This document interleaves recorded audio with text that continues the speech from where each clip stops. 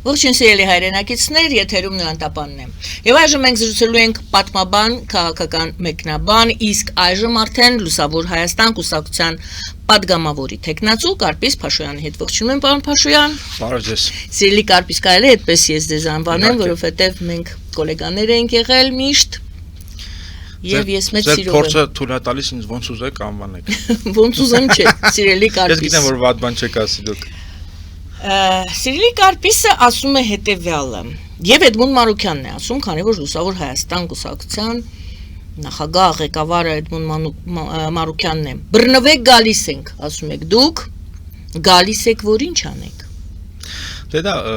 կիսա հումորային ձևակերպում էր։ Դրա համար էլ ես այդպես սկսեցի։ Ինչ նկատի ունենք, որ բերում ենք օրակարգ, որը խաթարելու է քաղաքական դաշտի հարմար կոմֆորտ կյանքը։ Ասում եք շատերի խաղաքարտերը խառնելու ենք, խառնվելու են։ Այս հարմար դեգրադացված այլասերված խաղի կանոնները ուզում ենք փոխել։ Դրա համար ասում ենք բռնվեք։ Որովհետև չի կարելի այսպես շարունակել, չի կարելի այնպես ապրել, որ կարծես թե ոչինչ չի եղել, ապրել այնպես, որ կարծես թե Արցախ չի եղել, ապրել այնպես, որ կարծես թե մեր իրականությունում հիմա ցեղասպանության հիշողությունը չի պղծվում։ Մենք ասում ենք բռնվեք, չի կարելի այդպես ապրել։ Ոչ թե ձեր գալով եք դուք ինչ որ նոր բան բերելու, ասում եք դուք։ Խոսքով մեր օրակարգով եւ իսկապես գլուխ գովալ չի լինի, մեր օրակարգը տարբերվում է։ Չեմ ասում լավն է, չեմ ասում վատն է, չեմ ասում բացառիկ կոպեռնիկյան հեղափոխություն ենք անում, չէ, խոսում ենք ակնհայտի մասին, այն ակնհայտի, որի մասին չեն խոսում, կամ առնվազն այդ ակնհայտը, որը ամենակարևորն է մեր կարծիքով, լղոզվում է անկարևորի տիրապետության պայմաններում։ Դե հիմա փորձելու եմ իհարկե պարզել, թե կարևորը որն է, ինչ եք բերելու, ինչ եք ասելու։ Դուք ասում եք, մի քանի ձեր ձևակերպումներից վերցնենք եւ փորձում եմ, խնդրելու եմ, որ դուք բացեք։ Սա սովորական ընտրություններ չեն, ասում եք դուք, ինչն է անսովոր։ Դուք ասում եք, առաջին պլանում այն հարցերը չեն, որը պետք է լինեն, որ հարցերը պետք է լինեն ըստ ձեզ առաջին պլանում, եւ դրանից հետո դուք ասում եք, եթե ընտրություններին մենք չհաջողենք, լրագրողներից մեկի հարցին դուք ես ձեր հարցազրույցներից մեկից եմ վերցրել իդեպ շատ ինձ դուր եկավ լրագրողի եւ ձեր Լիլիթին ողջույններ Լիլիթին ողջույններ ինձ համար նորություն էր ես նոր տեսա իր աշխատանքը եւ շատ ուրախացա որ այդպիսի լրագրողներ արդեն սկսում են աշխատել եւ այսպես սա սովորական ընտրություններ չեն ասում է Փաշոյանը որ հարցերը պետք է լինեն առաջին պլանում եւ դուք ասում եք եթե ընտրություններով չհաջողվի հասնել մեր նպատակներին մենք շարունակելու ենք պայքարը 3 հարց սովորական ընտրություններ չեն Ինչն է անսովոր այս ընտրությունները Մեր քաղաքական համակարգը շարժվում է սխալ ճանապարհով ինչպես միշտ Երբ մոտենում են ընտրությունները այդ այլասերված բարքերից խաղի կանոններից ելնելով իհայտ են գալիս այդ կեղծ խոստումները, կեղծ ծրագրերը, մարդկանց այդ խոստումներով կաշառելու փորձառությունը, այն դեպքում երբ որ մեր երկիրը իսկապես եւ մեր ժողովուրդը, մեր ազգը կանգնած են լրջագույն մարտահրավերների առաջ, եւ ինչու է ընտրությունները սովորական չեն եւ չեն կարող համեմատվել մնացյալ ընտրությունների հետ, որ եղել են մեր պատմության ընթացքում։ Սրանք ընտրություններ են Հայաստանի ինքնիշխան պետություն լինել չլինելու մասին, սրանք ընտրություններ են Հայաստանը հայերի պետություն լինել չլինելու մասին։ Դրա համար մենք առաջնային պլան ենք մղում ամենաառանցքային հարցերը, որոնք հիմա հարվածների են ենթարկվում իշխանության Թուրքիայի եւ Ադրբեջանի կողմից Հայաստանի իշխանությունների Թուրքիայի եւ Ադրբեջանի կողմից Առաջին հերթին մենք առանձնացնում ենք ցեղասպանության հարցը, Ղարաբաղյան շարժումը, հայ առաքելական եկեղեցին, որը հիմա դիվերսիայի է ենթարկվում իշխանությունների կողմից, իշխանությունը փորձում է կազմաքանդել հազարամյա այդ ինստիտուտը, այսինքն մենք փորձում ենք պաշտպանել բոլոր այն կառույցները, որոնք հային դարձնում են քաղաքական հայ, այսինքն քաղաքական ազգ եւ անհրաժեշտություն են ստեղծում ձևավորել պետություն եւ ունենալ Հայաստանի Հանրապետություն։ Այս պետություն ունենալը ինքնանպատակ չի։ Հազարավոր ժողովուրդներ կան, որ պետություն չունեն։ Պետքա լինեն, գտնվեն, սահմանավորվեն այնպիսի գաղափարներ, որոնք ի հայտ են բերում պետություն ունենալու անհրաժեշտություն։ Պատահական չի, որ հայերը պետություն ունեն եւ սխալ է այն պնդումը, մոլորություն է այն պնդումը, որ թե այս պետությունը օդից է անկել մեր գլխին։ Սովետը փլվել է, մենք անկախացել ենք։ Հենց այնպես չէ, հենց այնպես որևէ մեկը անկախ պետություն չի ունենում։ Եվ պետքա լինեն սնող գաղափարներ, պետքա լինի ինչ-որ մի միտք, ինչ-որ մի բառ, ինչ-որ մի գաղափար, որը առաջացնում է այդ պայթյունը։ Եվ հիմա մենք դիտարկում ենք որպես այդ միտք, գաղափար, բառ, որպես այդպեսին վերհիշալ արժեքները, ցեղասպանության հիշողությունը, Ղարաբաղյան շարժումը, որպես հայ ժողովրդի հաղթանակի օրինակ, հայկական զենքի հաղթանակի օրինակ, ինչը շատ կարևոր է, եւ հայ առաքելական եկեղեցին, որը մեր համոզմամբ մեր պետության արևելա Հայաստանում պետություն ունենալու փայատերերից մեկն է։ Սա սյուներ են, հա, դուք արժեքներ, սյուներ, որը դուք գալիս եք պաշտպանել։ Ես ասում եմ, այս իշխանությունը հիմա կեղծ խոսում է քաղաքական ինքնության մասին, իսկ մենք ասում ենք, որ չի լինում քաղաքական ինքնություն, ինքնիշխանություն առանց մշակութային ինքնիշխանության։ Սրա կողքին կան նաև ռազմականը, տնտեսականը, բայց իմ համոզմամբ ամենակարևորը մշակութային ինքնիշխանությունն է։ Եվ պատահական չի, որ հայ ժողովուրդը ապրելով տարբեր կայսրությունների կազմում չի տարալուծվել, շարունակել է մնալ որպես հայ եւ վերարտադրվել եւ հետագայում ստեղծել անկախ պետություն։ Եվ դա տեղի է ունեցել մշակութային ինքնիշխանության շնորհիվ։ Մենք դրա շնորհիվ ենք կարողացել վերարտադրվել ռուսական կայսրությունում, Օսմանյան կայսրությունում, դրանից առաջ թուրքմենական ցեղերի կարակոյունների եւ ակոյունների տիրապետության պայմաններում։ Սա որտեղից է ամեն ինչը։ Սա հիմքն է։ Հիմքն է այդ մշակութային ինքնիշխանությունը, որի կենտրոնում նաեւ հայ առաքելական եկեղեցին է։ Պետության կայացած պետության կամ պետականաշինության հիմքն է, հա։ Այո, եթե գանք եկեղեցու թեմային 1441 թվականին կաթողիկոսությունը չտեղափոխվեր Էջմիածին, ամենայն հավանականությամբ Արարատյան աշխարհը դժվար թե լիներ հայկական քաղաքական կյանքի կենտրոնատեղի, որովհետև ինչ պատճառներով եւ աղետալի պատճառներով մեր բուն հայրենիքը, Արևելա Հայաստանը, այլևս դադարել էր հայերի հայրենիք լինել, հայերը շատ քիչ էին ապրում, հատկապես Շահ Աբբասի բռնագաղթից հետո այստեղ հայ չէր մնացել, Սյունիքում եւ Արցախում մնացել են, բայց Արարատյան դաշտը դադարել էր լինել հայկական։ Եվ այդ 15-րդ դարում եկեղեցու կաթողիկոսական աթոռի վերադարձը Արարատյան դաշտ մեզ շանս տվեց, որ մենք այստեղ սահմանավորենք քաղաքական կյանք։ Բարի, գիտեք, ուզում եմ ձեր կարծիքը լսել Փաշինյանի ապրիլ 24-ի ուղերձում արտաբերած։ Հա կներեք, ես վերջացնեմ միտքը, եւ հիմա այս ամեն ինչը հիմա անտեսվում է, որ ցեղասպանության հարցը կասկածի տակ է դրվում, բացվում է Ղարաբաղյան շարժումը եւ առաջնային պլան են մղվել, չգիտեմ, 10,000 դրամով թոշակները բարձրացնելու հարցը, 300,000 աշխատատեղեր, չգիտեմ։ Դե սա հենց այն երկրորդ փաստն է, որ հարցերը պետք է լինեն առաջին պլանում, սա ձեր։ Ես միշտ ասում եմ, ուրանալով ցեղասպանության հարցը, ուրանալով մեր անցյալը, դուք լավ չեք ապրելու։ Միշտ հիշեք, որ ամենալավը դուք կարող եք ապրել, օրինակ, չգիտեմ, ամենաշատ թոշակ ձեզ կարող է տալ Ալիևը։ Հետո դրանով է որոշվում։ Այսինքն չի կարելի բարեկեցության գաղափարը, ինչը շատ կարևոր է, հակադրել ազգային արժեքներին, որտեղ միշտ մեկ այլ տեղում կարելի է ավելի բարեկեցիկ ապրել, բայց ինչ ենք մենք ապրում այստեղ եւ կոչվում հայ, հայաստանցի, Հայաստանի քաղաքացի։ Եվ այսպես առաջին պլանում դուք ասում եք 10,000 դրամը չի, անգամ աշխատատեղը չի, այլ ազգային հարցերը, ազգային սյուները, որոնք հիմա իսկապես չափազանցություն չկա, ոչնչացվում են, հետևողական ձևով տապալվում են եւ այդ ամեն ինչը պետք է պաշտպանել, ապահովելով մենք ծանր հարվածներ ենք ստացել, ակնհայտ է, որ մեր կյանքը առաջվանը չի լինի, ակնհայտ է նաեւ, որ մենք պետք է փորձենք վերականգնվել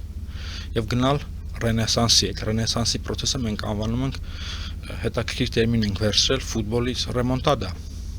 վերականգնում, այսինքն Հայաստանի հզորության վերականգնում, վերադարձ մեր ակունքներին, մեր հզորության վերականգնում, որպեսզի մենք դուրս գանք այս ստորացման, նվաստացման շրջափուլից եւ հասկանանք, որ պետությունը պետք է պաշտպանվի, պետությունը պաշտպանելու համար չի կարելի խաբվել այդ կեղծ խաղաղության գաղափարներով, անհրաժեշտ է պայքար, անհրաժեշտ է տքնաջան աշխատանք եւ ամենևին էլ ես չեմ խոսում վաղը Ադրբեջանի հետ պատերազմելու մասին։ Այդ մանիպուլատորները հիմա կգան կասեն դուք բան ինչա պատրաստ եք ուզում, չէ, մենք խոսում ենք պայքարի մասին։ Դուք ասացիք կեղծ խաղաղություն։ Այս խաղաղությունը իսկապես կեղծ է, որովհետեւ Թուրքիան եւ Ադրբեջանը հաղթելով մեզ ռազմաճակատում, հիմա մեր դեմ պատերազմում են կեղծ խաղաղությամբ, այսինքն նրանք գործի են դրել փափուկ ուժ եւ մշակութային էքսպանսիա եւ փորձում են կեղծ նարատիվներով ոչնչացնել մեր իմունիտետը, մեր այդ ամբողջ դիմադրողական համակարգը, նաեւ մեր իշխանությունների շուրթերով։ Ես այս վերջերս գրել էի, որ եթե խոսում ենք ռուսական հիբրիդային պատերազմի մասին, դա թողնենք։ Միգուցե կա այդպիսի բան։ Իսկ Թուրքիան եւ Ադրբեջանը հիբրիդային պատերազմը Հայաստանի դեմ արդեն իսկ ավարտին են հասցնում, որովհետեւ նրանք կարողացել են Հայաստանում գեներացնել եւ տարածել այնպիսի գաղափարներ, որ արդեն մեր ժողովուրդը սկսի կասկածել իր ճանապարհի, իր ուղու ճշմարտացիությանը։ Ահա։ Այսինքն նրանք հասնում են նրան, որ մեր ժողովուրդը սկսի աշխարհին նայել թյուրքական ակնոցներով, օրինակ հիմա այդ թեմաները անդադ քննարկման առարկա են դառնում, բայց իրականում չպետք է դառնային։ Արդյոք մենք պետք է ապստամբեինք Օսմանյան կայսրության դեմ։ Արդյոք մենք չենք մեղավոր, որ ցեղասպանվել ենք։ Արդյոք պետք է մենք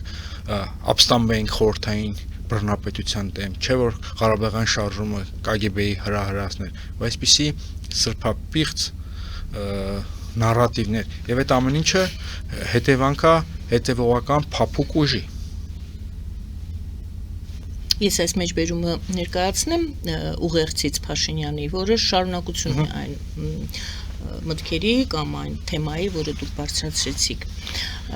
Մեր գիտությունների ազգային ակադեմիայի հրատարակած հայոց պատմության հատորյակում հղում է անում Փաշինյանը այդ հատորյակին, հիմնավոր կերպով արձանագրված է, որ Մեծ Եղեռնը այլոց թվում հայ ժողովրդին միջազգային խարդավանքների մեջ ներքաշելու գործելակերպի հետևանքն է։ Ես խնդրել եմ, որ դուք որպես պատմաբան ասեք ինչ նկատի ունի գիտությունների ազգային ակադեմիայի հեղինակները, այդ գրքի հեղինակները եւ Նիկոլ Փաշինյանը, որ մեջբերում է դա, եւ այսպես Մեծ Եղեռնը այլոց թվում հայ ժողովրդի միջազգային խարդավանքների մեջ ներքաշելու գործելակերպի հետևանք է, գործելակերպ, որը մեկնարկեց 19-րդ դարի կեսերից եւ իր ողբերգական կուլմինացիային հասավ 1915 թվականին։ Դա մեծ տերությունների գործոնը իհարկե կա։ Դա չեն կարող հերքել, բայց ժողովրդական լեզվով էլ ասեմ, հայ խայսյաթա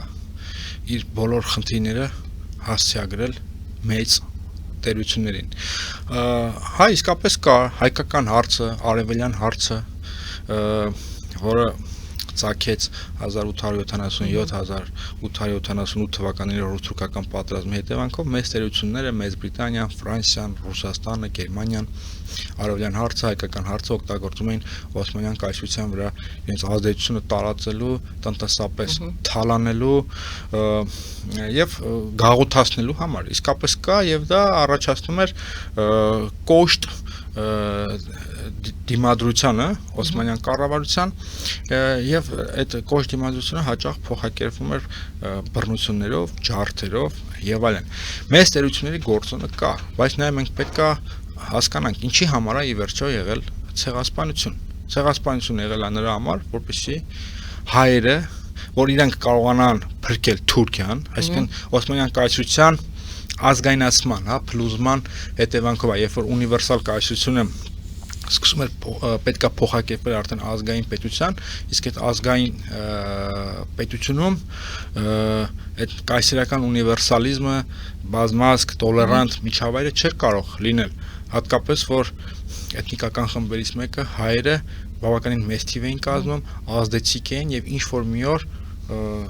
գնալու էին անկախության Հետևից ես վստահ եմ, եթե ցեղասպանությունը չլիներ, ցեղասպանության հետևանքով ինչ ա եղել, մեր ազգի 70%-ը ոչնչացել է, մեր մշակույթի եւ մեր պոտենցիալի առյուծի բաժինն է ոչնչացել, եթե այդ պոտենցիալը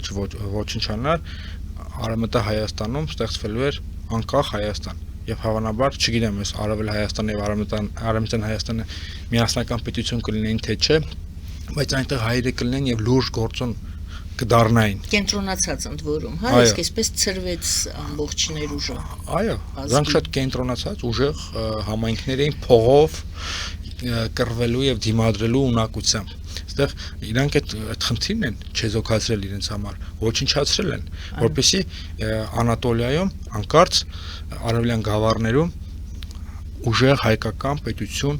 չստեղծվի, բայց ստեղծվելու էր, եթե այդ ցեղասպանությունը չլիներ, եւ իրանք ուղիղ դրա մասին խոսում են։ Ինչով են հայերը, տեսեք դուք ասում եք հիբրիդային պատերազմ են թուրքերը եւ ադրբեջանցիները անցկացրել եւ համարյա հավարտին են հասցրել, ճիշտ է, դուք այդպես ասացիք, եւ ասացիք մի շարք կասկածներ են ուրեմն առաջացրել, հայը սկսել է կասկածել, որովհետեւ իրեն անընդհատ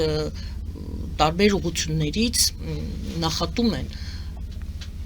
Հարցերից հարցը շատ ներողություն եւ հեռուստադիտողներին, մեծ լսողներին եւս ներողություն եմ խնդրում, բայց այս հարցը հենց այդպես պետք է ձևակերպեմ։ Ինչով էր մեղավոր հայը,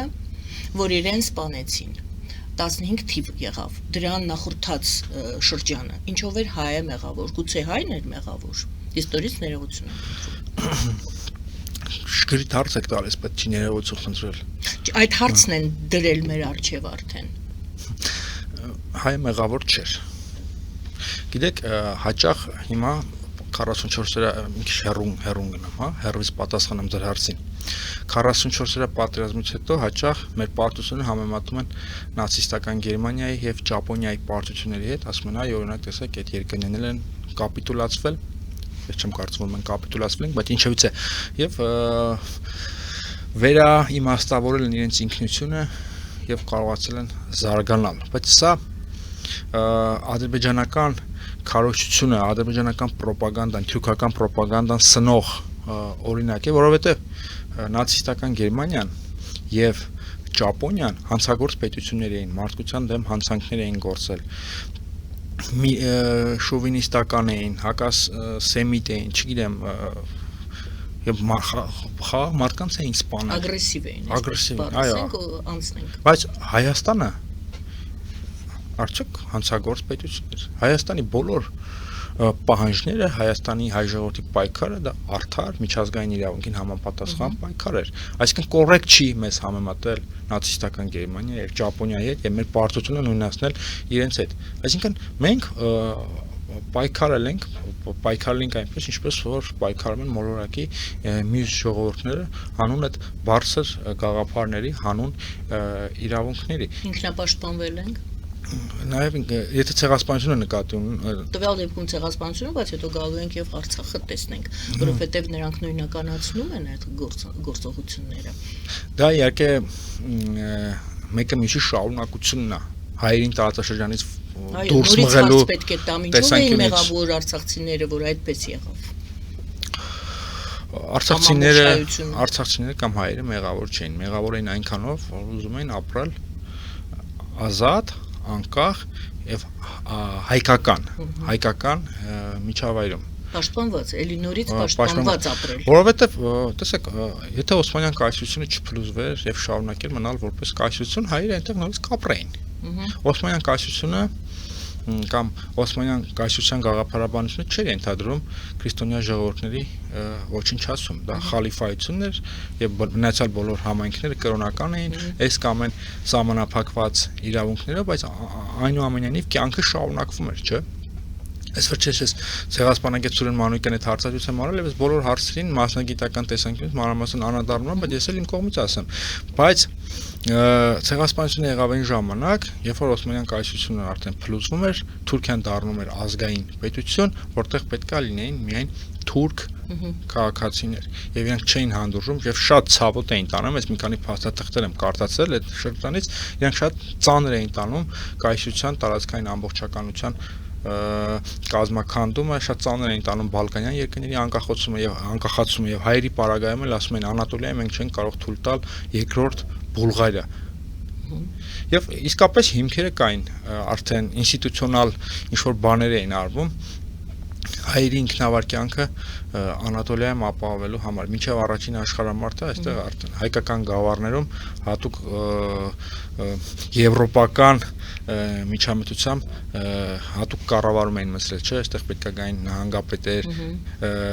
Հոֆը եւ Վեստենենկը, հա, եվրոպացի չինովնիկներ եւ այլն։ Առաջին աշխարհամարտը նպաստավոր պայմաններ ստեղծեց, որ հայերի անջատվելը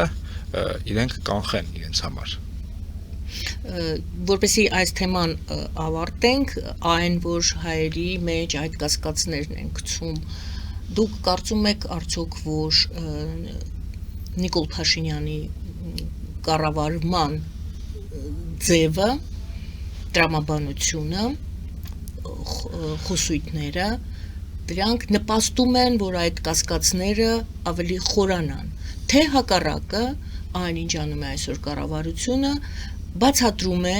որ հայը ուներ իրավունք, ունի իրավունք, հայը սխալ չի գործել, հայը թիկունքից, ինչպես սիրում են թուրքերը ասել, թիկունքից հարված էր, դուք մեր քաղաքացիներն էիք, թիկունքից հարված էր։ Նիկոլ Փաշինյանի ներկայիս քաղաքականությունը, կառավարության ներկայիս քաղաքականությունը, ինչպես է օգնում հայ հասարակությանը այս դժվար հարցում։ Որևէ կերպ չի օգնում Նիկոլ Փաշինյանը շատ պարզունակ խնդիր է լուծում, փորձում է վերարտադրել իր իշխանությունը եւ նա դասական պոպուլիստ է, եթե առաջ իր իշխանությունը կարողանում էր սներ ավանդական հայկական արժեքներով, փորձում էր իրենով անել հաղթանակը, մեր, չգիտեմ, ավանդույթները, ցեղասպանության հիշողությունը, նա Հայաստանի միակ ղեկավարն է, որ ուղերձ է հղել Սևրի պայմանագրի արդիվ։ Տեսեք, պոպուլիստ է, այն ժամանակ այդ հնարավորությունը կար, Հայաստանը պարտված չէր, դուխով խոսում էր Սևրի պայմանագրի մասին։ Բայց հիմա հասկանում է, որ իշխանությունը չի կարող վերարտադրվի իր իշխանությունը այդ հին արժեքներով եւ հիմա ինքը ռազմահայրենասիրական շիզոֆրենիայից, սա իմ տերմինն է, անցում է կատարել պացիֆիստական շիզոֆրենիայի եւ դառնալով Թուրքիայի եւ Ադրբեջանի կամակատարը, այսինքն ինքը իր իշխանության աղբյուր որպես այդպեսին առանցքային տեսնում է Թուրքիային եւ Ադրբեջանին։ Նա նաեւ հասկանում է, որ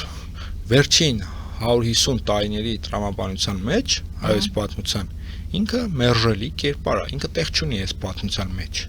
Պատմություն, որը տեսել է ազատագրական պայքար, ցեղասպանություն, ինքնապաշտպանական մարտեր եւ այլն, հազար ու մի բան։ Ինքը օտար տարա եւ հիմա ինքը փորձում է վերանայել այդ պատմությունը, ջախջախել այդ պատմությունը, ներկայացնելով որպես սխալ ընթացք եւ ստեղծել նոր իրականություն, նոր Հայաստան, որտեղ ինքը արդեն կլինի լեգիտիմ, ինքը կլինի ընդունելի։ Ես լսում էի ձեր հարցազրույցի չէր, մի շարք ունեիք դուք, կարծեմ, մի քանի տարի առաջվա շարք էր, որից դրանցից մեկի ժամանակ դուք ասացիք, որ Նիկոլ Փաշինյանը շատ խելացի եւ խորամանկ քաղաքական գործիչ է։ Այսօր եւս այդպես կարծում եք, թե ոչ, եթե այդպես է, Նիկոլ Փաշինյանը այսօր արդեն ժամանակից շուտ է ոչ միայն նա, բոլորն են կարծես նախընտրական իրենց պայքարը սկսել, մտել են պայքարի մեջ, իր գիծն է տանում, մենք արդեն տեսնում ենք ձեռագիրը Նիկոլ Փաշինյանի խելոք եւ խորամանկ, ինչպես դուք ասում եք, քաղաքական գործչի ձեռագիրը։ Խելոք է եւ խորամանկ է։ Խելոք է եւ խորամանկ։ Դրանք կոմպլիմենտներ չեն, դրանք փաստի արձանագրում։ են։ Դրա հետ նաեւ պոպուլիստ են ասում, տարբեր բաներ են ասում, դուք այդ երկուսն եք նշել։ Այսօր կարող եք ավելացնել, դա պոպուլիստ չի կարող լինել հիմար մարդը։ Հարցս հետեւյալն է. համարժեք պայքար Փաշինյանի հետ։ Խոսքը չի գնում ադմինիստրատիվ ռեսուրսների մասին, այո, Փաշինյանը ունի այսօր ադմինիստրատիվ ռեսուրս, գուցե եւ ադմինիստրատիվ ռեսուրսի մեջ դրամական միջոցներն են մտնում։ Դա չունենալով խոսքը գնում է զուտ խելքի, խոսքի իր ձևով, այնտեղ մեր ձևով են անում, իր ձևով, Փաշինյանի ձևով պայքարելու, քաղաքական պայքար վարելուն, ով կա քաղաքական դաշտում, որ կարող է համարժեք ձևով նրա հետ պայքարի դուրս գալ, գուցե դուք ասեք մեր քաղաքական ուժը, կամ մատնանշեք մեկ այլ, կամ ասեք ոչ ոք, անգերազանցելի է Փաշինյանը իր քաղաքական ոճի մեջ։ Իհարկե անգերազանցելի չի, բայց մինչև այս պահը արդյունավետ է եղել, եւ մենք կանխատեսում ենք, որ պահը կամաց-կամաց մոտենում է ավարտին։ Այսինքն նրա կառավարումը մոտենում է ավարտին։ Մենք դա տեսնում ենք։ Համարժեք պայքարի գործիք մենք առաջարկում էինք, որ ցավոք սրտի կյանքի չկոչվեց, ընդդիմության միավորում, միասնական ցուցակի ձևավորում, դա իսկապես կլիներ շատ ազդեցիկ գործոն իշխանությունը դիմագրավելու համար, բայց ոչ մեր մեղքով, ինչ-ինչ պատճառներով չստացվեց։ Այդ ինչ-ինչ պատճառները չեք բացի։ Ես գիտեմ, որ դա շատ խորն է, ցավոտ է, բոլորի համար ցավոտ է։ Եթե անկեղծ լինեք, բացեք։ Եթե էլի անկեղծ, ես անկեղծության մեջ ձեզ ոչ անկեղծության մեջ չեմ կարող ոչ մի դեպքում մեղադրել, բայց կարող է չուզենալ, չցանկանաք բացել։ Մեղավորությունները տարբեր են տարբեր ուժերի պարագայում։ Հիմնական որոշների եզրակացությունը չունեն։ Հիմա ասեմ, որոշների պարագայում սխալ քաղաքական հաշվարկը, առանց անունները տալու ասեմ, որոշների պարագայում սխալ քաղաքական հաշվարկը, քաղաքական ոչ այնքան լուրջ պատրաստվածությունը, դա կա, իսկ որոշների մոտ էլ մենք տեսնում ենք հիվանդագին մոլերանտ էգոիզմ, մարդիկ կան, որ պատրաստ են ինքան բարդութավորված են, որ պատրաստ են ամեն ինչի միայն թե իրենց անվան կողքը գրվի վարչապետի թեկնածու ձևակերպումը, էգոիզմն է, արմունկներով առաջ։ Հա, էգոիզմը եւ քաղաքական ոչ այնքան հասուն լինելը քաղաքական տեսանկյունից։ Այս երկու գործոններն են, սխալ հաշվարկը եւ այդ բարդույթները, որ ամեն մի փոքր կերպար իր աշխատասենյակում իրենց գումա, չգիտեմ, ինչ-որ փոքրիկ վարչապետի թեկնածու է։ Այդպիսի մարդիկ էլ շատ կան, բայց նաև կան սխալ հաշվարկներ անողները եւ Հայաստանի քաղաքական դաշտը սխալ ընկալողները։ Դրա համար մենք չենք ասում, դրա համար մենք ասում ենք մենք չունենք վարչապետի թեկնածու, որպեսզի ցույց տանք, որ մենք այդ դուք ասելով ձեր կուսակցությունը թե այո, մեր ուժը Լուսավոր Հայաստանը չի առաջարկում դեռևս վարչապետի թեկնածու եւ մենք ասում ենք, որ սրանք վարչապետական ընտրություններ չեն, խորհրդանական ընտրություններ են եւ մենք չենք ուզում ժողովրդին ավելորդ նյարդայնացնել, կատաղացնել այդ վարչապետական այդ կաստինգին ինչպես եք դուք ֆեշն մրցավազքում, բայց մենք ունենք նախագահի թեկնածու եւ առաջարկում ենք Միքայել arczepiskopos Աջապայանի թեկնածությունը որպես նախագահ եւ այս ամենը բացատրում ենք մի քանի կետերով նախ ֆիքսում ենք ելակետը, որ Հայաստանի Հանրապետության ամենամեծ խնդիրներից մեկը մեր պետականության, որ մեր երկրում չկա եւ առանձնապես չի եղել իշխանությունների տարանջատման սկզբունք, այսինքն այդ մեխանիզմը չի գործել փոխզսպման եւ հավասարակշռման եւ հիմա մենք ունենք այնպիսի մի իրավիճակ, որ մի մարդ կարծում է, որ ինքը ամեն ինչ է եւ ամեն ոք, ինքը եւ գլխավոր դատախազն է եւ ոստիկանապետն է եւ բանակի հրամանատարն է եւ հիմա ուզում է կաթողիկոս դառնա։ Եվ մենք ասում ենք, այսպես չի կարելի, այս երկրում պետք է ինստիտուտները գործեն եւ տարանջատվեն իշխանության մարմինները գործադիրը օրենսդիրից եւ այս երկուսը դատական իշխանությունից, բայց այստեղ մի հատ շատ կարևոր գործոն կա, մենք առաջարկում ենք ուժեղացնել նախագահի ինստիտուտը, ճիշտ է դա ներկայացուցչական պաշտոն է, բայց հիմա մենք ունենք մի նախագահ մեր երկրում, որը վարչապետի աշխատողն է, ունենք մի նախագահ, որը նույնիսկ ցեղասպանության 111-րդ տարելիցի արդիվ ուղղակի չի եղել պատկերացնում եք եւ կարծում ենք, որ նախագահի պաշտոնում պետք է լինի պատկառելի, հեղինակավոր, ազդեցիկ մի մարդ, որի խոսքը եւ աշխարհում եւ մեր հասարակությունում կունենա ազդեցություն։ Եվ միևնույն ժամանակ դա կլինի կտեղավորվի այդ իշխանությունի տարանջատման սկզբունքի լոգիկայի մեջ եւ կկաշկանդի վարչապետական ինստիտուտը, կկաշկանդի կառավարությանը եւ հարկ եղած դեպքում ուղերձ կհղի հայ ժողովրդին, օրինակ հայ ժողովուրդ հերիքա հանգստացեք, չի կարելի։ Մեր խնդիրներից մեկը այն է, որ հերիք չէ արժեքներն են կազմակերպվում։ Նաև ստեղծել ենք այնպիսի մի միջավայր, որ մարդն է կազմակերպվում եւ այս երկրում չի մնացել որևէ հեղինակավոր մարդ։ Ոչ մեկ որևէ մեկին չի հարգում։ Ոչ մեկներ են ասում մեկը մյուսին։ Հա, տեսեք, ասենք հեղինակավոր մարդիկ չկան, դա շատ լուրջ խնդրեմ է։ Չեն հարգում գիտնականներին, չեն հարգում գեներալներին,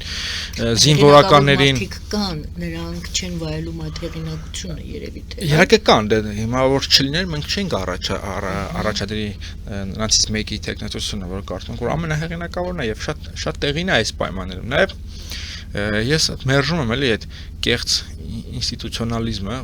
որ հիմա այդպես ինչ որ նստում են ուժ դեմքով ասում են մարդիկ կարևոր չեն, անհատները կարևոր չեն, պետք են համակարգային փոփոխություններ։ Սա իսկապես շատ կեղծ պսևդո առաջադեմ խոսակցություն է, որովհետև ինստիտուտ եւ ավանդույթներ ձևավորում են մարդիկ եւ ինստիտուտները արդյունավետ գործում են մարդկանց արդյունավետ ներգործությամբ։ Եվ հիմա եթե ունենանք նախագահի պաշտոնում Միքայել Աջապայան, նա իր կերպարով կձևավորի նաև ավանդույթ եւ արդեն հաջորդ նախագահն էլ կշարունակի այդ ավանդույթը եւ ես ուզում եմ ասել սա իհարկե մեր առաջարկն է, մեր նախաձեռնությունն է, բայց մենք չենք ուզում որ սա լինի մեր էգոիստական կուսակցական բան առաջարկը եւ սա նաև մենք դիտարկում ենք ընդդիմադիր դաշտի միավորման գործիք այս առաջարկը եւ այս օրակարգին միանան նաեւ մյուս ընդդիմադիր գործընկերները։ Բարի, ձեզ ես փորձեմ հակադարձել, ոչ թե պարզապես այդ հարցն է ցակում։ Դա կեղծ օրակարգ չէ արդյոք այս պայմաններում, երբ Հայաստանը նախագահական պետություն չէ, նա պարլամենտական է։ Պետք չի թերագնահատել ներկայացուցչական ինստիտուտի կարևորությունը։ Իհարկե ձեզ չեմ ասում, բայց մենակ շուշտրի հայերի մտքով այլ է անցնում տենց ինչ-որ սահմանադրական լիազորությունների եւ առաքելությունների մասին սենց ինչ-որ հեգնանքով խոսել է։ Հակառակը ես ցույց տվեցի, որ սահմանադրությունը ես ձեզ չեմ ասում։ Թելադրում է, որ պետք է լինի խորհրդարանական։ Բնականաբար ձեզ չեմ ասում։ Եվ վարչապետն է գլխավորում, չէ, կառավարում։ Բնականաբար ձեզ չեմ ասում, այդ ընդդիմախոսներին եմ ասում, որոնք չեն հասկանում, թե ինչ է ներկայացուցչական ինստիտուտը։ Նորից ասեք, ներեցեք, որ հա, այդ եմ ասում, հա, այդ եվրոպական երկրները, որտեղ կան այդ ավանդական միապետությունները, ներկայացուցչական միապետներով, այդ եվրոպական կայացած պարլամենտական հանրապետությունները, որոնք ունեն հեղինակավոր նախագահներ, այդ կանը չեն հասկանում։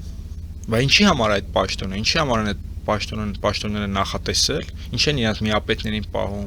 ինչ են ներկայացուցչական լիազորություններով նախագահներ պահում։ Լիազորություն պետք է տակ, ճիշտ է, այդ պաշտոնը պետք է ինչ-որ ծանրություն ունենա։ Դրա համար մենք ասում ենք, չենք առաջարկում վարչապետ, չէ՞։ Առաջարկում ենք նախագահ, որպեսզի այդ ինստիտուտը կայանա մարդու հեղինակությամբ։ Հիմա տեսեք, մեզ համար առաջնային է տվյալ անհատի Միքայել Սրբազանի խոսքը, չէ՞։ Ինքը հիմա Հայաստանի միակ մարդն է, իհարկե շատ մարդիկ են հետապնդման ենթարկվում, բայց այդ շատ մարդիկ, նաև ընդդիմության առաջնորդներից ունեն խոսելու հնարավորություն, մամուլի ասուլիսներ են տալիս, հանդիպում են։ Իսկ Միքայել Աջապյանը զրկված է արտաքին աշխարհի կապից եւ նրան արգելված է խոսալ եւ շփվել լրագրողների հետ։ Ինչի՞։ Որտեղ այդ բոլոր ընդդիմադիրներից նա միակն է, որ խոսքով է քանդում այս իշխանությունը։ Եվ Նիկոլ Փաշինյանի այդ ասած Խոսքը ազդեցիկ է, հա։ Նրա խոսքը, այո։ Եվ Նիկոլ Փաշինյանի այդ ասած իրական հրեշը փաստորեն ինքն է։ Եռագլուխ չէ հրեշը։ Միքայել arczepiskopos-ն է բառի դրական իմաստով, որը խոսքով քանդում է համակարգամենք նաև մեր առաջարկը ինչ է ենթադրում։ Մեծացնել մեր երկրում հայ առաքելական եկեղեցու դերակատարությունը։ Կասկածի տակ չտնելով եկեղեցու եւ Ամենայն հայոց կաթողիկոսի անկախությունը մենք կարծում ենք, որ մեր երկիրը սխալ ուղղությամբ է գնացել, առաջնորդվել ենք այդ կեղծ մեր ընկալմամբ կեղծ հոգևոր եւ աշխարհիկ իշխանությունների տարանջատման սկզբունքով, որը եվրոպական երկրներում շատ նորմալ կայացել է, բայց մեր միջավայրում ինչ-որ կեղծ նորաձևություն է դարձել, որտեղ երբ որ եկեղեցականները ուզում են ազգի ճակատագրի մասին խոսալ, մեկ այդ հիստերիկ արձագանքը քաղաքասարակությունից օրինակ սկսում է։ Եկեղեցին անջատ է պետությունից, բայց հասկացանք, որ եկեղեցին անջատ է, բայց եկեղեցին չի կարող ազգային խնդիրներից անջատ լինել։ Դու գնում եք Ղարաբաղի քայաթափում, ուզում եք ամեն հայոց կաթողիկոսը ծպտուն չհանի։ Եվ այս առումով այդ հոգևորի եւ աշխարհիկի այդ եկեղեցու անջատ լինելու սկզբունքը մեր մոտ դեգրադացվել է եւ փոխակերպվել է ինչ-որ կեղծ նորաձևության։ Եկեղեցու դերը պետքա մեծանա մեր երկրում, պետությունը եւ եկեղեցին պետքա դաշնակիցներ դառնան, այլ ոչ թե իրարից մարգինալացած ապրեն ազգային խնդիրներ լուծելու համար։ Այն խնդիրները, որ ես նկարագրում եմ, այդ խնդիրների լուծումները մենք քաղաքական գործիչներով, ակտիվիստներով, լրագրողներով միայնակ չենք կարող լուծել, եւ պետքա դիմենք եկեղեցու օգնությանը։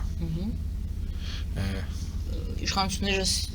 միշտ այդ թեմայով որ խոսք է գնում, նրանք ասում են մենք եկեղեցու դեմ ոչ մի բան չենք ձեռնարկել։ Եկեղեցականներ կան, մի շարք եկեղեցականներ, որոնք կարգազանց են, արդեն չկրկնեմ, գիտեք բոլորը, ինչ ասեք դրան, եկեղեցականներ։ Եկեք այս հարցին գովազդից հետո հենց հուշում են, որ գովազդ ենք, չնայած խոսակցությունը Գովազդը կարևոր բան է։ Գովազդային դադարից հետո սիրելի բարեկամներ վերադառնալու ենք տաղավար եւ Կարպիս Փաշյանի հետ շարունակելու ենք մեր զրույցը։ Մնացեք մեզ հետ։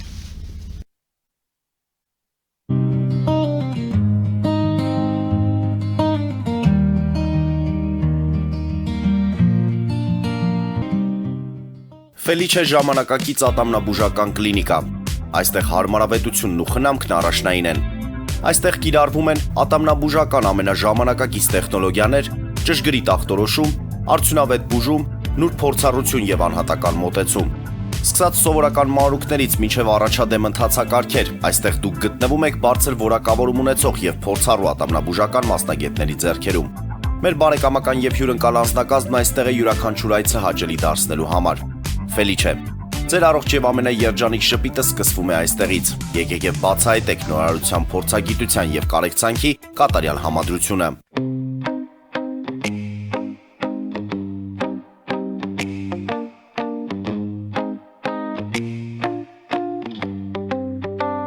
Երևանի եւ Զովունիի սահմանին գտնվող Ալպիական թաղամասում սկսվել է 2, 3 եւ 4 սենյականոց բնակարանների նախնական ամրագրում։ Առաջարկում ենք նաեւ թաունհաուսներ արդեն պատրաստ եւ կառուցվող։ Բնակարանների արժեքները սկսվում են 50,000 ԱՄՆ դոլարից մինչև 140,000 ԱՄՆ դոլար, իսկ թաունհաուսներինը 160,000 ԱՄՆ դոլարից 170,000 ԱՄՆ դոլար։ Մանրամասների համար այցելեք մեր պաշտոնական կայք alpiakan.am կամ զանգահարեք +374 44 201 066։ Ամրագրում կարող եք կատարել մինչև ապրիլի 30-ը։ Ալպիական թաղամաս, ձեր նոր տունը հայրենիքում։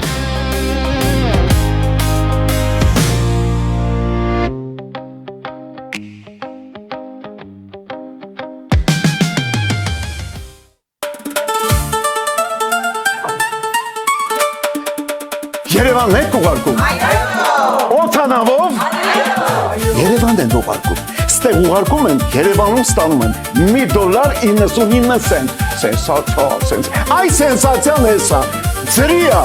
Իսկ ավտոմեքենաները կարող եք ուղարկել անհավատալի ցածր արժեքներով։ Նավով վճարում եք 1 արկղի համար, 2 արկղել անվճար։ Ասեք, Աշոտ դա ուղարկել։ Jackpot հագուստի խանութը երկրորդ մասնաճյուղն է բացել Գլենդելի սրտում, որտեղ կարող եք ձեռք բերել եվրոպական եւ ամերիկյան ընտիր հագուստեղեն, կոշկեղեն, աքսեսուարներ, պայուսակներ ամենահարմար արժեքներով։ Նաեւ կարող եք ցանկացած ապրանք պատվիրել եւ ձեռք բերել կարճ ժամանակում։ Jackpot-ի Գլենդելի հասցեն է 1135 North Pacific Avenue, հեռախոս 818 813 2252։ Jackpot հագուստի լավագույն կենտրոնը Գլենդելում։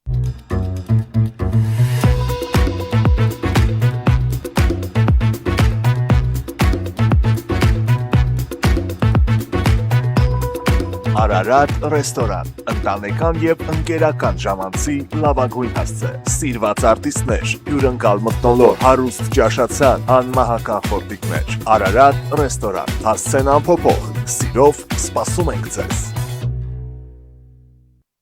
Լավագույն պաղպաղակ, բնական, համեղ եւ մատչելի գներով պաղպաղակը կարող եք ձեռք բերել բոլոր հայկական խանութներում։ Պահանջեք հայկական պաղպաղակ, Թամարա պաղպաղակ։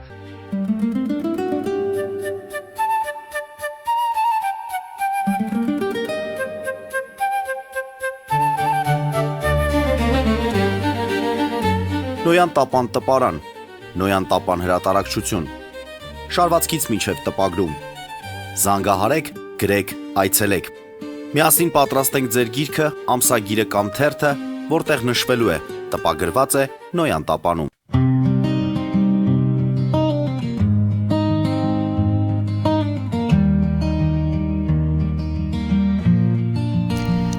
Սիրելի բարեկամներ, հիշեցնեմ, որ մենք զրուցում ենք Կարպիս Փաշոյանի հետ, պատմաբան, քաղաքական վերլուծաբան,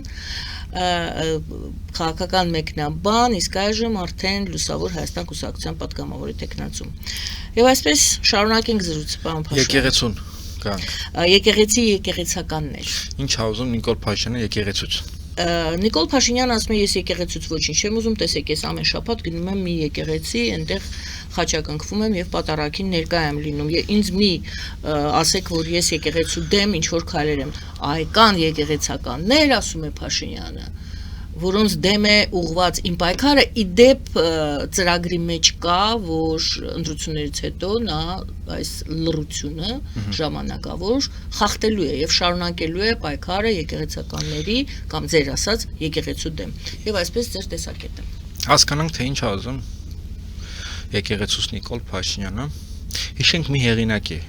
Էրնստ Կասիրերին, որը մի հրաշալի գիրք ունի պետության միֆը, եւ ինչ ասում դիկտատուրան կառավարվում է ոչ միայն հրամաններով, որոնք ուղղված են պոլիցիային, հա, այսպես ասենք, այլ միֆերով։ Հիմա հասկանալի է, որ Նիկոլ Փաշինյանի դիկտատուրան 21-րդ դարի դիկտատուրա է, միգուցե ավելի մարդկային դեմքով։ Եվ նա ոստիկաններին, ԱԱԾ-ին, գլխավոր դատախազությանը, քննիչներին հրամաններ իջեցնելուց զատ պետությունը կառավարում է, վերահսկում է, իր իշխանությունը ամրապնդում է այ միֆերի միջոցով։ Այսինքն ինքը բացառիկ տաղանդ ունի այս իշխանությունը միֆաստեղծման տեսանկյունից։ Եվ հիմա իր ստեղծած միֆերի ամենամեծ հակառակորդը հայ առաքելական եկեղեցին է, որը ունի սեփական միֆերի չգիտեմ, արդյունաբերությունը, ինդուստրիան, այսպես ասենք, եւ ի տարբերություն առանձին կուսակցությունների, առանձին քաղաքական գործիչների, մենք բոլորս լոկալ ենք եւ խոսում ենք մեր էլեկտորատների հետ, դա համազգային կառույց է, հազարամյա փորձառություն ունի եւ շատ լուրջ հակառակորդ է եւ Նիկոլ Փաշինյանի միֆերին ամենաարդյունավետ հակազդողը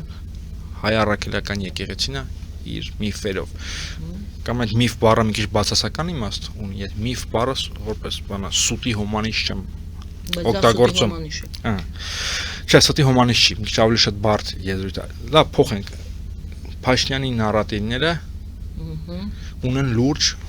մրցակից, դա հայ առաքելական եկեղեցու նարատիվներն են։ Պնդումներ վերցնենք։ Ահա, դիսկուրսները։ Եվ դրանով ինքը ուզում է կազմաքանդի այդ կառույցը,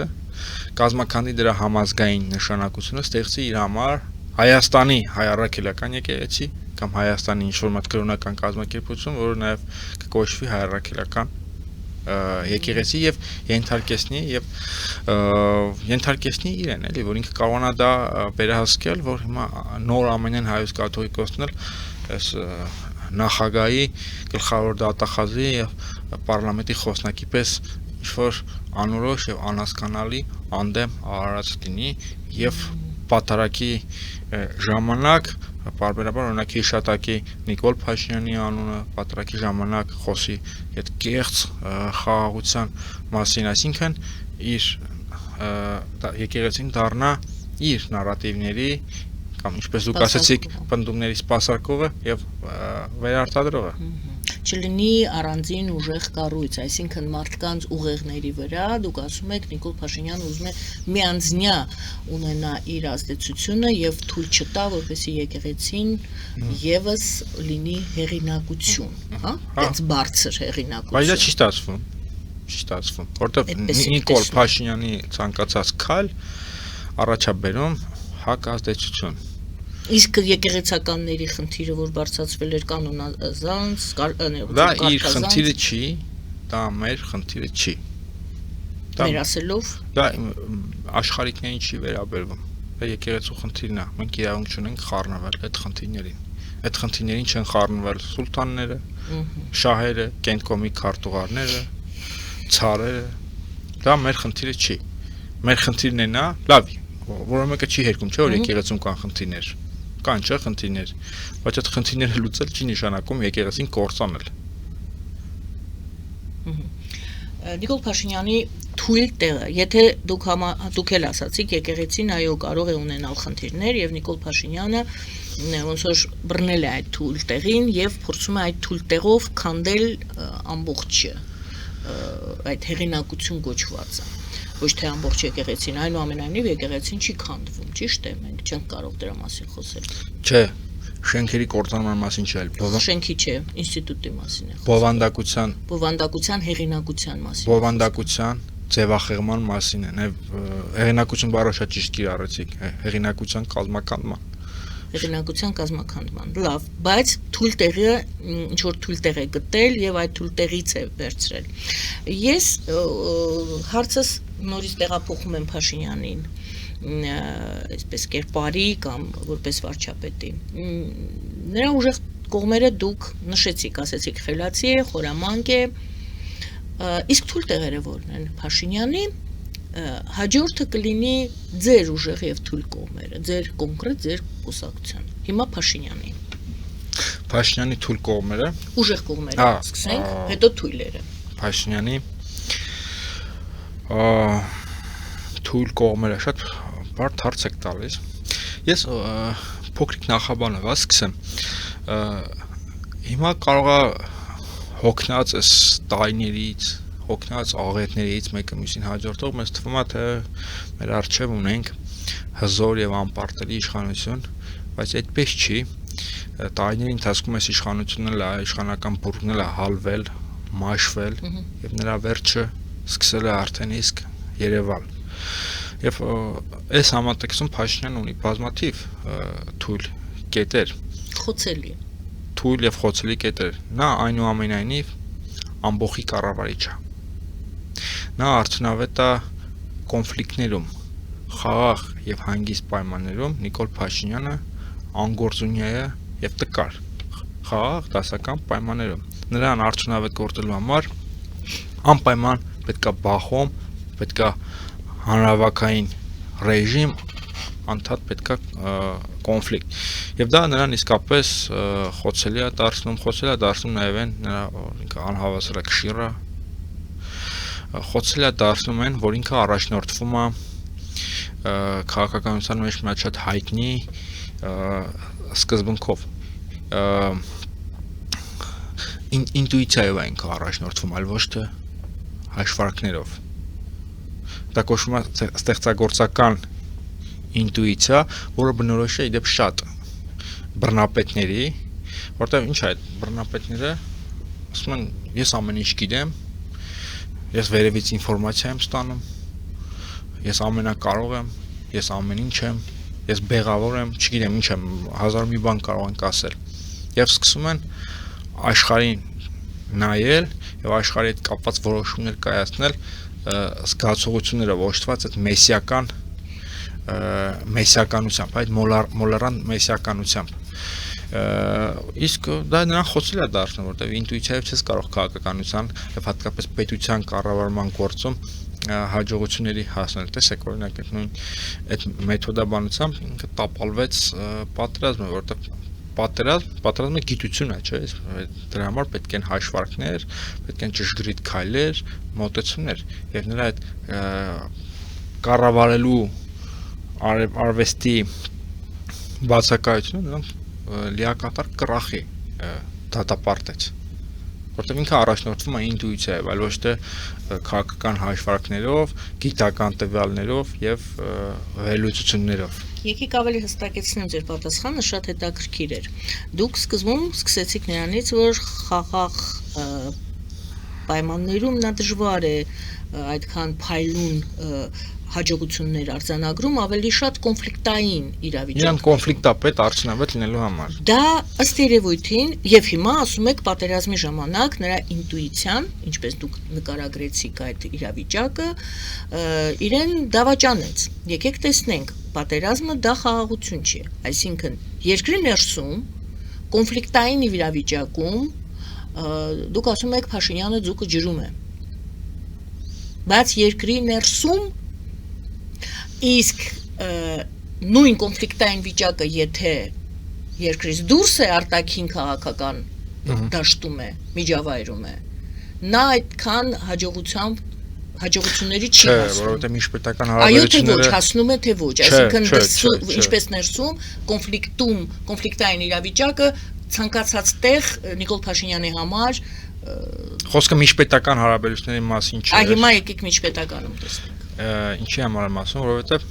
Հայաստանը բավականին բարդ եւ ինքնաբավության խնդիր ունեցող խոցելի պետություն է, փոքր է, ռեսուրսները քիչ են եւ հարևան երկրների ղեկավարները լոխ չեն։ Այսինքն մենք ենք հասարակությունն լոխ ստացվում է։ Չէ, եւ քաշային տարբերությունները ակնհայտ են, այստեղ Նիկոլ Փաշինյանը երկրի ներսում պաշտպանված է ոստիկանությամբ, պաշտպանված է ԱԱՑ-ով, դատախազությամբ։ Իսկ Ալիևի եւ Էրդողանի դեմ հանդիման ինչով է պաշտպանված։ Հայաստանը ինքը ամենավատ բանը է։ Թրամփով, ասում է Թրամփը Եվրամիության Նիկոլ Փաշինյանը շատ բան է ասում, Թրամփը Եվրամիությունի Մակրոնը այդպեսի բան չեն ասել, կամ առնվազն ժամանակ չէին ասել, հիմա էլ չեն ասել։ Հայաստանի բարդությունը որն է, որ ինքը այդպես չհասկացավ։ Հայաստանը պետություն է կամ Հայաստանի ղեկավարը մարդը, որը չուներ միջազգային հարաբերություններում սխալվելու շանս։ Ֆրանսիայի նախագահը կարող է իրեն թույլ տալ սխալվել, որտեղ ինքը կունենա երկրորդ շանս։ Երևի ուզում եք ասել, Իրավունք։ իրավունք։ Սխալվելու իրավունք չէ, հնարավորություն։ Ֆրանսիայի նախագահը ունի միջազգային հարաբերություններ, որտեղ ինքը կստանա երկրորդ շանսը, երրորդ շանսը։ Ֆրանսիան այդպիսի Ֆրանսիայի ռեսուրսները այդպիսի հնարավորություններ տալիս են, իսկ Հայաստանի ղեկավարը միջազգային հարաբերություններում սխալվելու հնարավորություն, շանս չուներ, որովհետև մի փոքրիկ սխալը կարող հանգեցնել ռազմաքաղաքական կատաստրոֆայի։ Այսինքն այդ միջպետական հարաբերությունները ընդհանրապես համեմատելի չեն, ներքին հարաբերությունների մասին էի խոսում, ներքաղաքական։ Դրա համար ճշտեցի։ Որտեղ ինքը արդյունավետ է բնականաբար Տարանջատեցի, կոնֆլիկտը ոչ մի բոլոր կոնֆլիկտային վիճակներում։ Պետք է անդադ բախում, հանրավական ռեժիմ ներսում։ Դրսի տղաները շատ ավելի լուրջ են։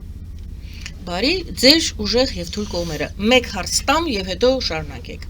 Ինչու են ասում, որ Էդմոն Մարուքյանը պրոռուսական է, Լուսավոր Հայաստանը պրոռուսական է։ Ինչ կասեք դրա։ Դա Ստալինյան մեթոդաբանություն է։ Ինչ էին անում մարդկանց հետապնդելու համար, մարդկանց չեզոքացնելու եւ լրացնելու համար, եւ որպես վերջնական արդյունք գնդակարելու կամ Սիբիր աքսորելու համար։ Պիտակում են որպես բրիտանական շպիոն, տրոսկիստ։ Իսկապես դա տոտալիտար մտածողության հետևանք է, ինչ որ մեկին լրացնելու համար, հակազդելու համար, ինչ որ պիտակում կպցնել։ Դա մեր կարծիքով Ստալինյան, փոքրիկ ստալինիստների գործելավոճն է անկախ Հայաստանում։ Հա, այդ քաղաքական ուժին տվյալ Դա դե իմ էլ հասկանում եմ, որ Ռուսաստանը կամ Ռուսաստանը նորաձև չի մի երկրում վարկանիշը բավականին ցածր է եւ ինչ որ մեկին, եթե ուզում են հարվածեն, ցավոտ հարված հասցնեն, ինչը մեր համար բնականաբար ցավը չի, ասում են ռուսամետ է։ Ինչով է ռուսամետ։ Ես չեմ հասկանում ինչով է։ Իր հայտարարություններում են տեսնում ինչ որ ռուսամետություն։ Ես Էդմոն Մարուքյանին կուղեմ այդ հարցը, որը իր անձին է վերաբերում։ Ես Լուսավոր Հայաստանն եմ։ Դա քարոզչական ռոպագանդիստական պատերազմի հնարք է, որը մեր համար դատապարտելի է, որտեղ ես այդ կատեգորիաները մերժում եմ, արևմտամետ, ռուսամետ եւ այլն։ Կա Հայաստանի Հանրապետություն եւ մեր մտածողությունը եւ մեր գործունեությունը պետք է պատտվի Հայաստանի Հանրապետության Պետք է շուրջը։ դա ուրիշ հարց է, մենք արձանագրում ենք, որ Եվ այնուամենայնիվ այդպես էլ կա, կա։ եւ այդպես էլ կա։ Նորից դա կարևոր բան եք ասում։ Եվ այդպես էլ կա։ Էդմոն Մարուկյանի իմ լուսավոր Հայաստանի համար կենտրոնականը Հայաստանի Հանրապետությունն է։ Եվ մենք չենք պատրաստվում ցածկոտել աշխարհակահաղական բևեռների միջև։ Վերջին հարցս։ Դուք ասում եք, Փաշինյանն ասում է, ինձ չընտրեք կլինի պատերազմ, դուք ասում եք, եթե Փաշինյանը լինի, խաղաղություն չի լինելու։ Լինելու է պատերազմ։ Ձեր հարցազրույցներից մեկում ասել եք, եթե Փաշինյանը լինի, խաղաղություն չի լինելու։ Նա հակառակն է ասում։ Պատերազմ պետք չի հասկանալ, որ անպայման պետքա թրջեն արկեր։ Եվ ավերվեն բնակավայրեր եւ մահանան զինվորներ։ Հայաստանի դեմ պատերազմը չի ավարտվել։ Նաեւ Նիկոլ Փաշինյանի քաղաքականության պատճառով։ Ես քիչ առաջ ասացի, այն ժամանակ պետք էր, որ մեր դեմ պատերազմային ռազմաճակատում հրետանու եւ ավիացիայի ցամաքային զորքերի օգնությամբ պատերազմում էին, բայց հիմա մեր դեմ պատերազմում են փափուկ ուժով եւ մշակութային էքսպանսիայի միջոցով։ Գիտեք, պատերազմը ծանր բան է, կարող ես պատերազմում պարտվել, կորցնել տարածքներ։ Ես հիմա որևէ տարածքի կորուստ չեմ լեգիտիմացնում։ Բայց շատ ավելի ծանր բան է, երբ որ թշնամին հակառակորդը օկուպացնում է քո մտածողությունը։ Եվ ստիպում է, որ դու մտածես, որ դու սխալ ես եղել, եւ քեզ ստիպում է, որ դու մտածես իր պես։ Եվ քիչ առաջ համեմատական եզրեր անցկացրեցինք ֆաշիստական Գերմանիայի միջև։ Այնտեղ տարբերությունն է, որ ֆաշիստները պարտվել են, որտեղ նացիստները չպարտվեն, իրանք երբեք հոլոկոստը չէին ընդունի։ Իսկ այստեղ ֆաշիստները, հայաֆոբ, հայատյաց զանգվածները չեն պարտվել։ Բայց եթե մենք ենք չպարտվել, բայց եթե մենք պարտվել ենք, չի նշանակում, որ մենք սխալ ենք։ Պարտվել չի նշանակում սխալ լինել, սա մեկը միշտ պետքա ֆիքսենք։ Չի կարելի մտածել, որ եթե մենք պատերազմում պարտվել ենք, ինչ որ տգետ, կիսագրագետ գործիչների սխալ կառավարման պատճառով Ղարաբաղյան շարժումը սխալ էր։ Ղարաբաղյան շարժումը սխալ չէր, ինքը ժամանակին էր, տեղին էր եւ արդյունավետ էր։ Ինչն էր սխալ։ Ինչն էր սխալ։ Այսօր ինչն է սխալ։ Սխալները բազմաթիվ են։ Մեծագույն, մեկ սխալ։ Նիկոլ Փաշինյանի ամենամեծ սխալը։ Ես որ ասացի Հայաստանը սխալվելու հնարավորություն չունեցող երկիր էր, ամենամեծ սխալը գործվեց 2019 թվականին։ 19 թվականին։ Հարց սխալների սխալը։ Հիմիկվա բոլոր սխալները ճյուղավորվում են դրանից, երբ որ ինքը տապալեց բանակցային գործընթացը, Հայաստանում դրեց արտաքին քաղաքական այնպիսի իրավիճակում, երբ Ադրբեջանի հարձակումը, ագրեսիան սկսեց դիտարկվել լեգիտիմ։ Բանակցային գործընթացի տապալումից, բանակցությունների ժամանակ իրեն գժի տեղ դնելուց սկսեց այս ամեն ինչը։ Այսինքն հաղթաթուղթ տվեց Ալիևին, կարծում եք, այդ լեգիտիմացնելու իր հետագա այն ագրեսիան, որին նա 10-ավոր թվից պատրաստվում էր։ Այո, սխալներ շատ են եղել։ 98 թվականին, դրանից հետո, բայց կոնկրետ Նիկոլ Փաշինյանի պարագայում նա սպանեց 2019 թվականից սկսած Արցախը հայկական պահելու մեր հնարավորությունը։ Ես ասացի, որ վերջին հարցն է, բայց ճիշտ չասացի։ Վերջին հարցը լինելու է ով է ձեր ընտրողը։ Վերադառնանք ընտրություններին, ես մոռացել եմ այդ հարցը։ Ինչու պետք է նա ձայն տա ձեզ։ Արդյոք դուք կարծում եք, որ դուք կհաղթեք, թե դուք պարզապես ուզում եք առավելագույնս օգտագործեք այս նախընտրական շրջանը, ձեր տեսակետները, ձեր քաղաքական ծրագիրը, մտքերը հանրայնացնելու համար։ Մեր ընտրող են մարդիկ են, որոնք հաշ չեն այս իրականության հետ։ Ներողություն։ Այն մարդիկ, որոնք հաշ չեն այս իրականության հետ, որոնք համաձայն չեն Միչանսկին, համաձայն չեն հայ առաքելական եկեղեցուն դեմ կիրառվող այս բռնաճնշումներին եւ համաձայն չեն, որ Հայաստանը դառնա Արևմտյան Ադրբեջան։ Կա սոցիոլոգիան ցույց է տալիս մի մեծ զանգված, հատկապես երիտասարդության մեջ, որ այս հարցում մեր հետ համաձայն է։ Բայց չգիտեմ շատերը չեն կողմնորոշվում ու ընտրեն դեռևս մեզ լավ չեն ճանաչում կամ եղածի մեջ չեն կողմնորոշվում եւ հիմա մենք փորձում ենք գտնել այդ մարդկանց, որոնք հաշ չեն այս իրականության հետ եւ բերել մեր դաշտ։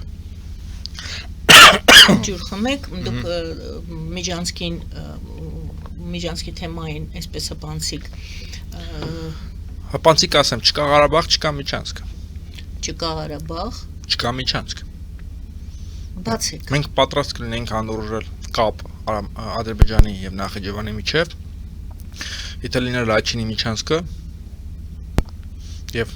հայկական Արցախը կապված լիներ Մայր Հայաստանի հետ։ Այսինքն 9-րդ կետի ամբողջ տրամաբանությունը եթե աշխատեր, համարում եք դուք, իսկ դրա տրամաբանությունը հետեւյալն էր, այո, Լաչինը այնտեղ էր աշխատում, այստեղ էլ այս միջանցներ, բայց մի հատ փոքրիկ, այս փոքրիկ նշումով, որ այդտեղ ռուսական սահմանապահները պետք է կանգնեն։ Այո, չկա Ղարաբաղ, չկա Միջանցք։ Թրիփ չեմ ասում, որ ամերիկացիներին չնեղացնեն։ Իսկ FSB-ն ինչ եք ասում, կանգներ, ասենք Լաչինը։ Եթե մենք ունենալու ենք հայկական Ղարաբաղ, հայկական բնակչությամբ եւ հայկական ամեն ինչով, այո։ Այսօր չունենք։ Ես հիմա բացահայտում չեմ անում։ Այո։